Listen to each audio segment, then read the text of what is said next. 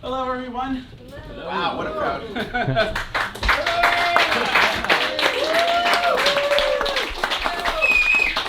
Welcome to an evening of scenes and monologues presented by Arthur Real Acting Studios. Each spring and fall, we perform a showcase in memory of Arthur Real, and we are very glad that you're here to share this with us. To help cover the costs of the theater, we would be most grateful if you could make a small donation of whatever amount on your way out tonight. The show tonight will run about 90 minutes with no intermission. Also, please silence any cell phones or electronic devices that you may have. Enjoy the show.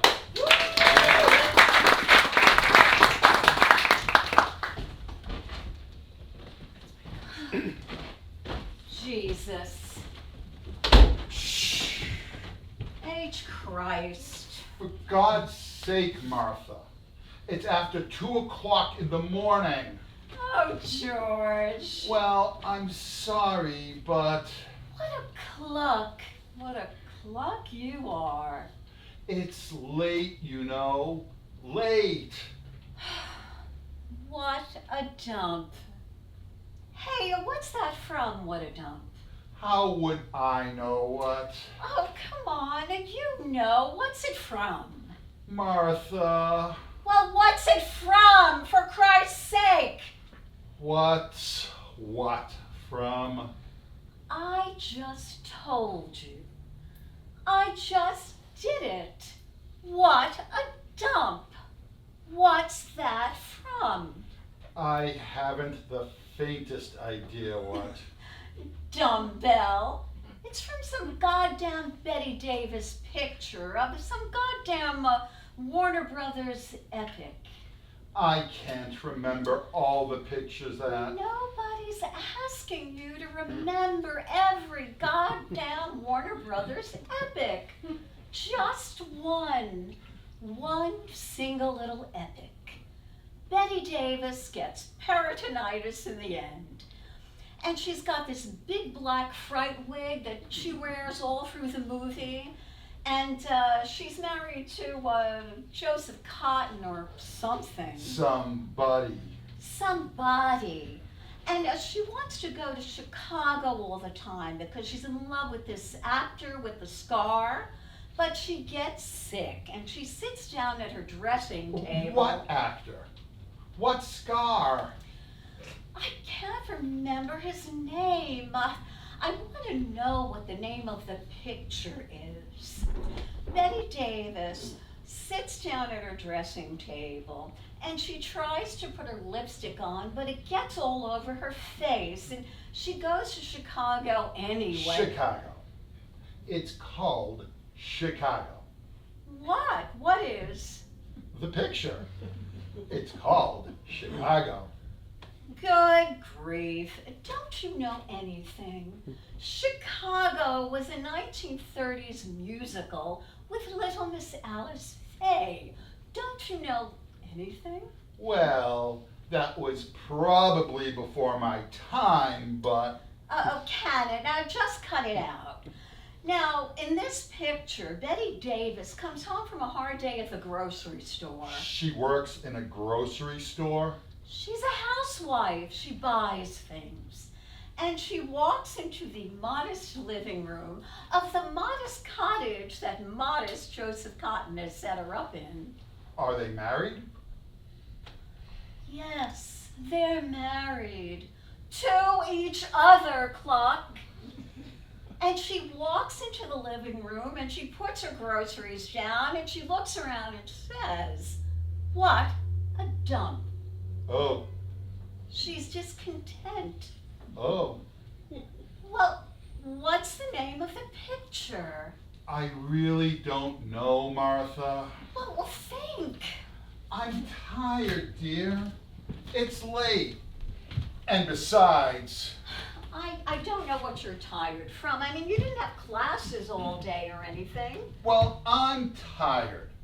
If your father didn't set up these goddamn Saturday night orgies all the time, Well, that's too bad about you, George. well, that's how it is anyway. You didn't do anything. You never do anything. You never mix. You just sit around and talk. What do you want me to do? Do you want me to act like you? Do you want me to go around braying at everybody the way you do? I don't bray. All right, you don't bray. I do not bray. All right, I said you didn't bray. Make me a drink. What? I said make me a drink. Well, I don't suppose a nightcap would kill either one of us. A nightcap? Are you kidding? We've got guests. We've got what? Guests. Yes, we've got people coming over. When? Now! Good Lord, Martha! Do you know what time it... Who's coming over? So what's their name? Who? Well, what's their name? What's their name? I don't know what their name is, George. You met them tonight. He's in the math department or something. Who are these people? You met them tonight, George. I don't remember meeting anyone tonight. Well, you did. Now, may I have my drink, please? He's about 30. He's in the math department, blonde. And good looking. Yes, and good looking. It figures. And his wife is this mousy. Don't bother yourself. Aw. Hey. Who's afraid of Virginia Woolf? Virginia Woolf. Virginia Woolf. Well, what's the matter? You didn't think it was funny? Well, I thought it was a scream, a real scream. You didn't like it, huh?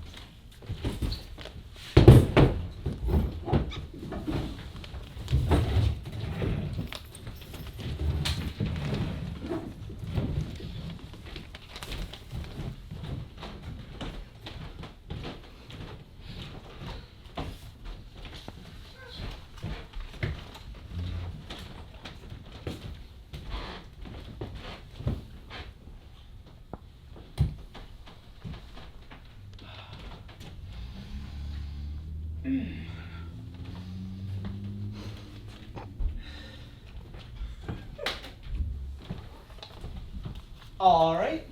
How much longer is this gonna go on? Are you talking to me? That's right. I'm talking to you. Well, what do you want to know? I want to know if you are going to spend the rest of your life not talking to me, because if you are, I'm gonna buy a radio. Well, I see. You're not talking to me. Well, two can play this game. If you are not talking to me, I am not talking to you. I can be just as childish, you know. I can go on not talking just as long as you can. Then why the hell don't you shut up? Are you talking to me? You had your chance to talk last night. I begged you to come upstairs with me. From now on, I never want to hear another word from that shampooed head as long as you live. That's a warning, Felix. Oh, I stand warned, over and out. Here. That's the key to the back door. If you stick to the hole in your room, you won't get hurt. I don't think I fully gather the meaning of that remark. Then I'll explain it to you. Stay out of my way. I think you're serious. I think that you are really serious. Are you serious? This is my apartment. Everything in my apartment is mine. The only thing that's here that's yours is you. So stay in your room and speak softly. Yeah, you're serious. Well, let me remind you that I pay half the rent around here, and I will walk into whatever room I want. Where are you going? I am going to go walk around in your bedroom. Stay out of there. Don't you tell me where to go. I pay $120 a month. That was off season. Starting tomorrow, the rates are $12 a day. All right. There you go. I'm paid up for today. Now I'm going to go walk in your room. Hey, stay out of there. Stay out of my bedroom. All right, you watch yourself. You just watch yourself, Oscar. I'm warning you. If you want to live here, I don't want to see you, I don't want to hear you, and I don't want to smell your cooking. Now, get this spaghetti off my poker table. What the hell is so funny? It isn't spaghetti. It is linguine.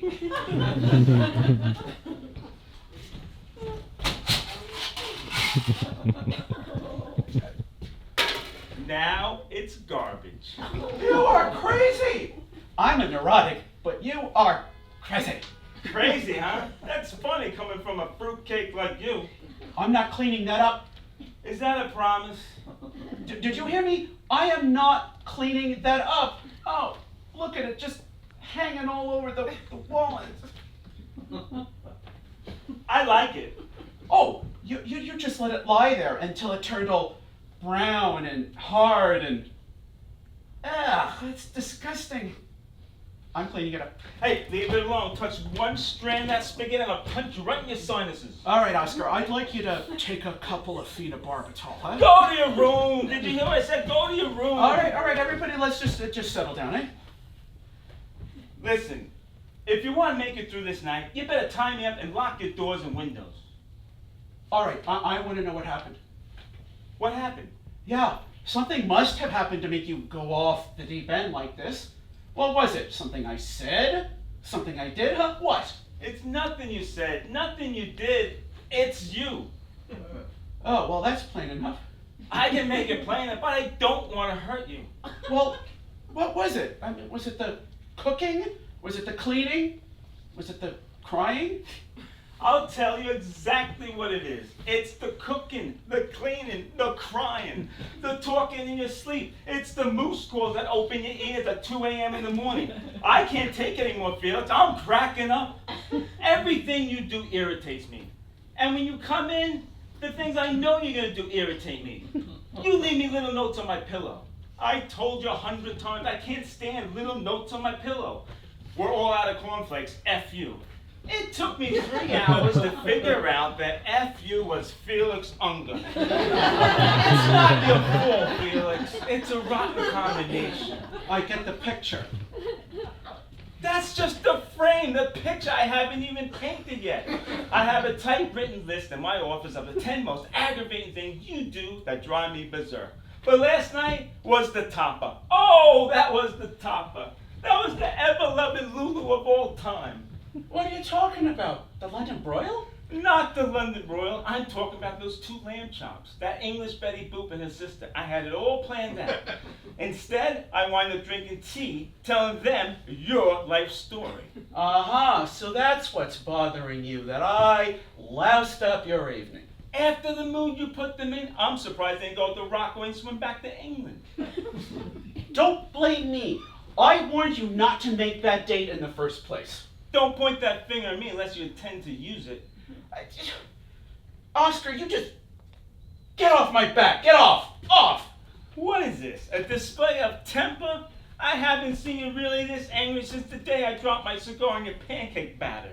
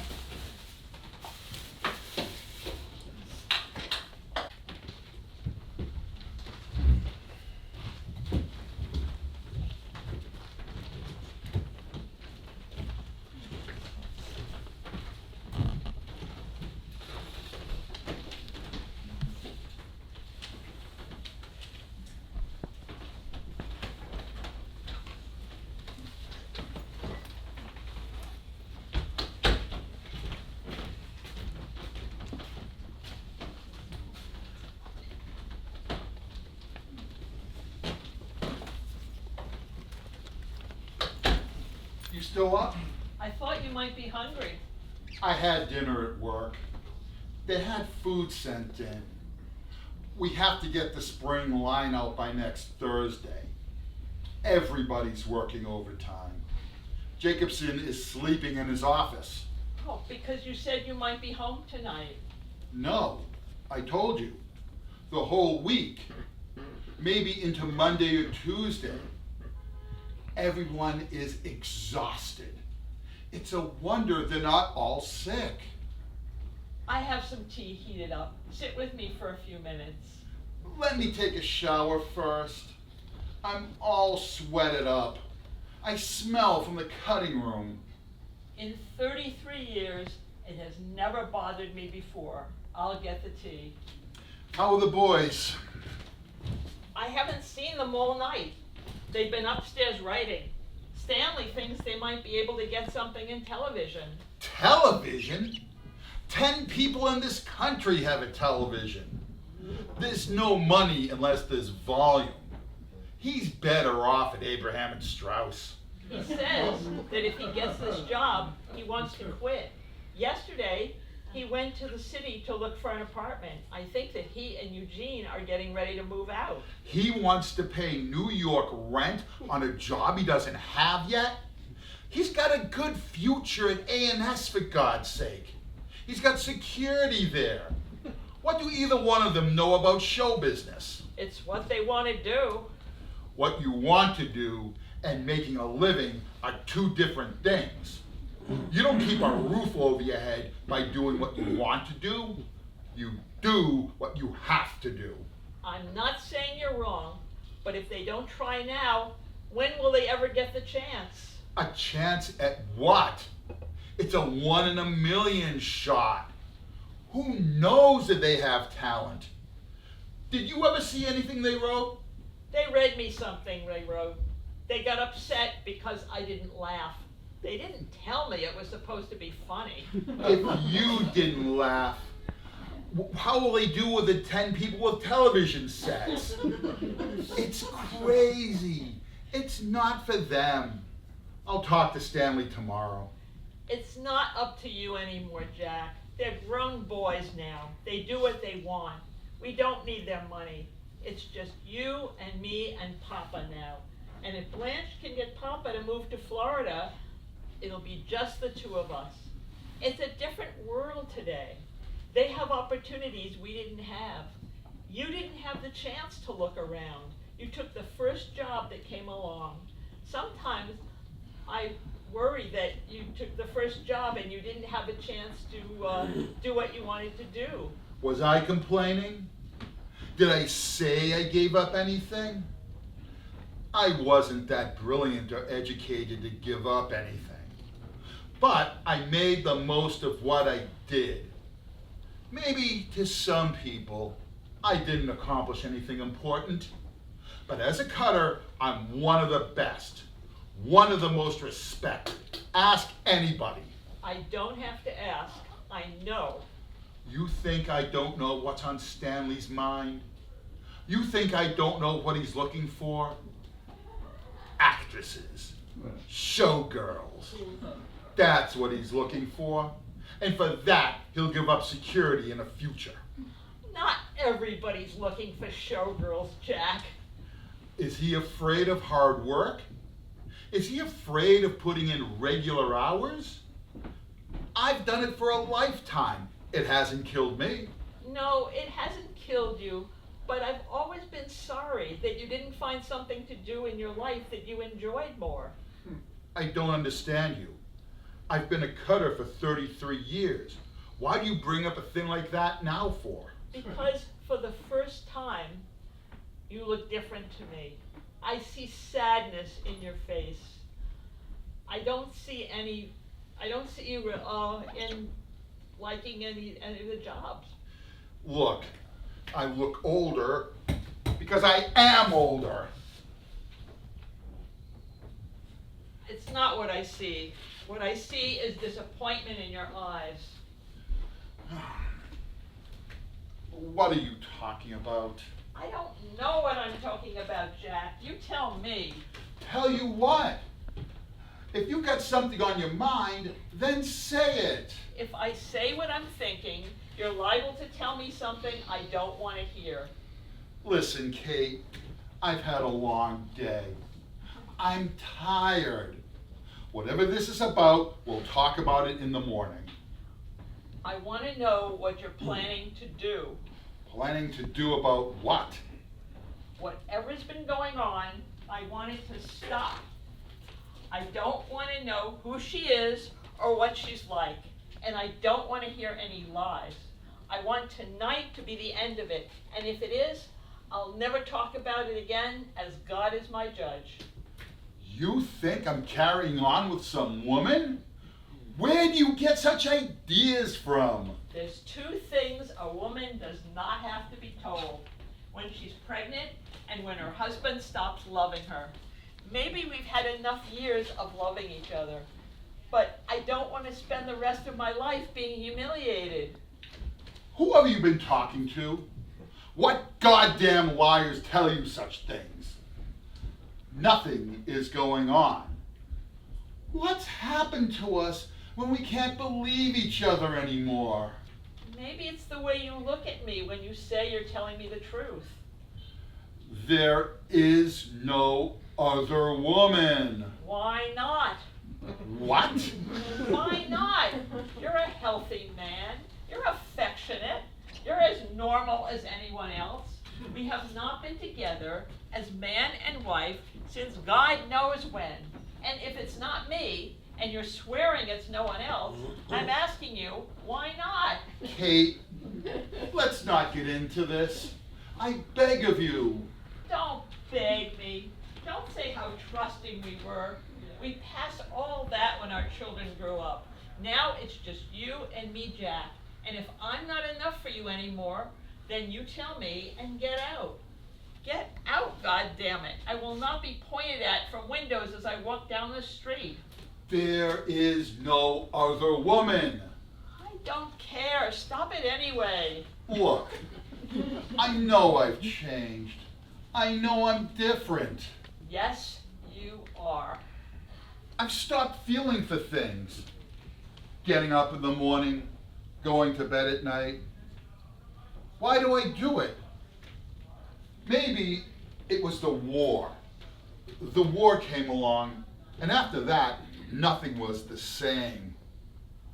I hated poverty, but I knew how to deal with it.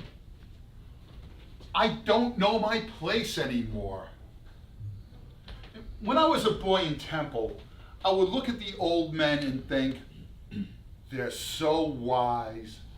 They must know all the secrets of the world. I'm a middle-aged man, and I don't know a damn thing. Wisdom doesn't come from age, it comes from wisdom. I'm not wise, and I never will be. I don't even lie very well. There was a woman, about a year ago. I met her at a restaurant on 7th Avenue. She worked at a bank, a widow. Not all that attractive, but a very refined woman. Spoke very well, better educated than I was.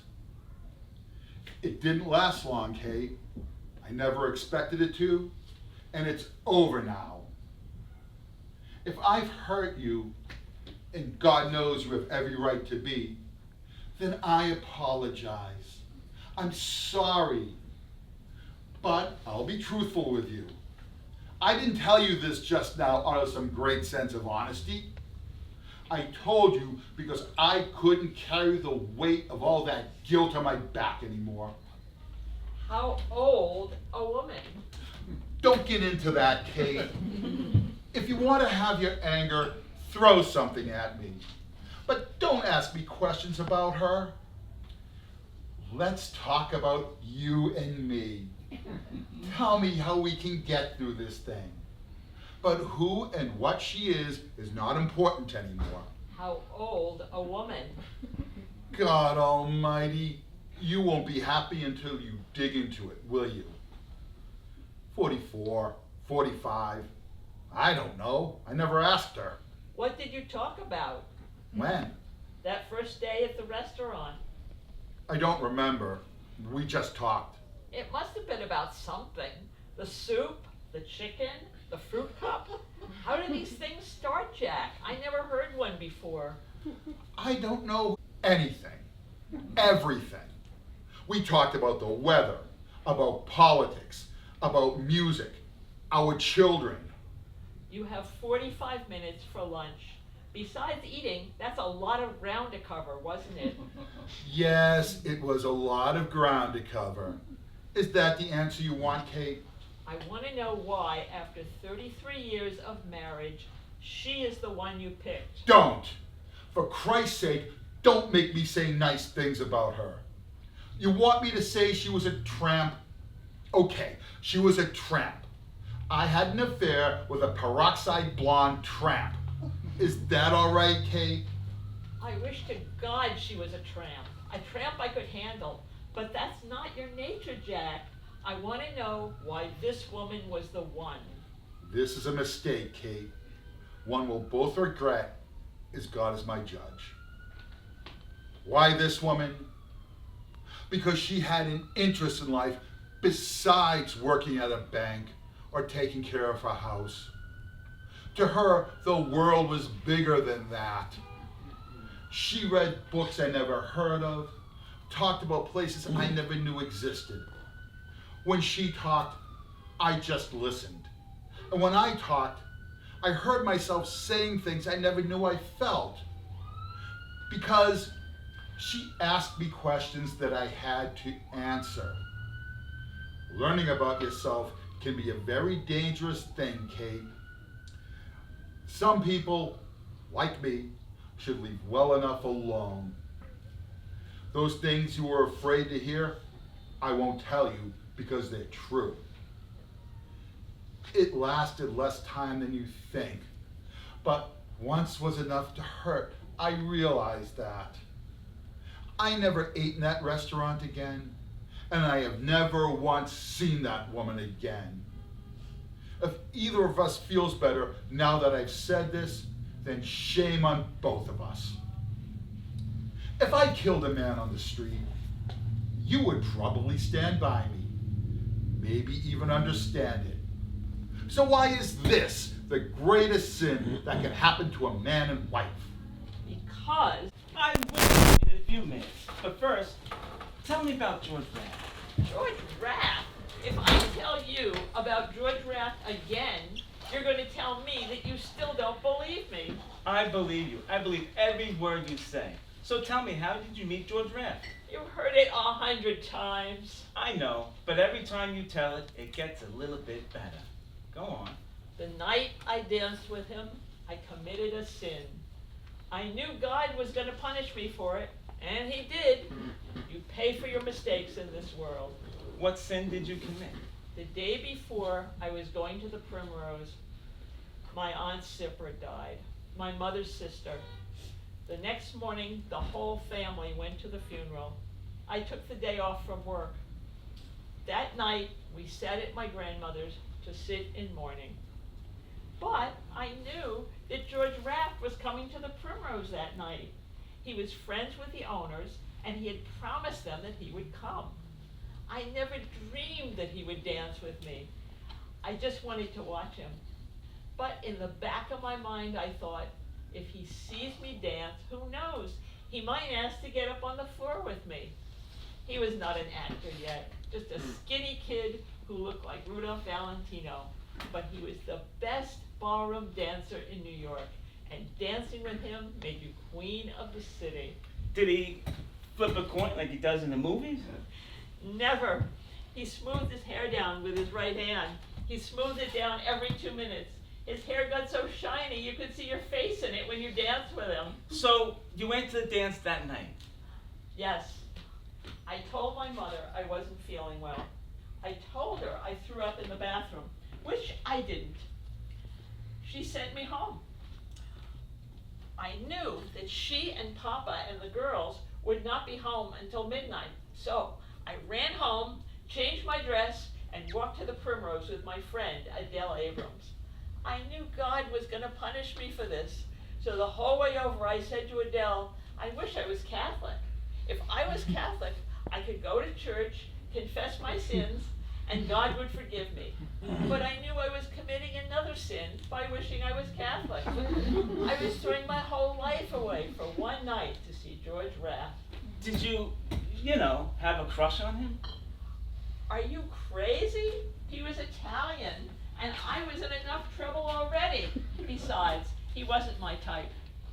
It was your father I had the crush on since I was 13 years old. He was 5 years older than me and went with a whole other crowd. In those days, young people didn't tell each other they had crushes on them. You had to guess. You sent messages with your eyes, with your face, with the way you walked by them. How did you walk by them? Not too much, not too little, but your father was hard to figure out. He was never a show-off, never a fancy Dan. He didn't smile a lot, but when he did, you knew he meant it. Most of the boys smiled at everything. They thought it gave them a good personality. Your father was too honest to put on a good personality. He was what he was. To get a smile from Jack Jerome, you knew you had to earn it. But it cost him plenty.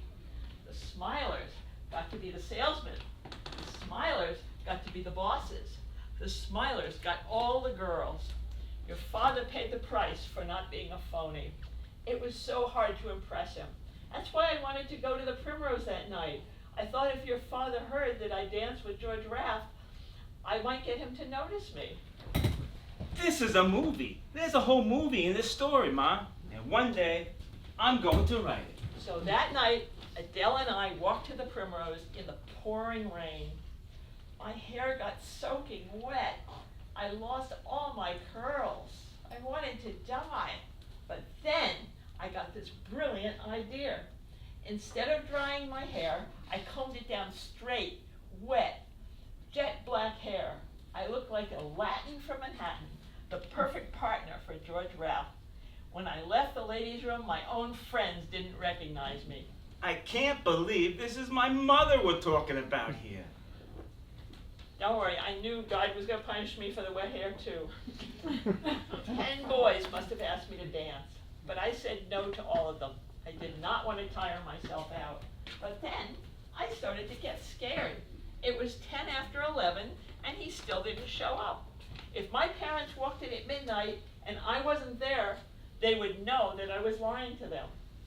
And with my mother, I did not need God to punish me. 12 o'clock, Cinderella. This story has everything. Then, at 20 after 11, he walks in like the King of Spain. My heart was beating harder than the drummer in the band. He had 2 friends with him on either side, like bodyguards. There was something bulging in their inside pockets. I figured it's either guns or more jars of grease for his hair. My mother even had a sense of humor. This was a side of my mother I hardly ever saw. So he walks in with these 2 guys. So he walks in with his 2 friends, and I know I don't have much time. So I grabbed Bobby Zaghetti, a shoe clerk, who is the best ballroom dancer at the Primrose. And I said, Bobby, dance with me. I knew he had a crush on me, and I had never given him a tumble before. He didn't know it hit him. So out on the dance floor we go. We foxtrotted from one side of the room to the other, bobbing and weaving through the crowd, gliding across the floor like a pair of ice skaters.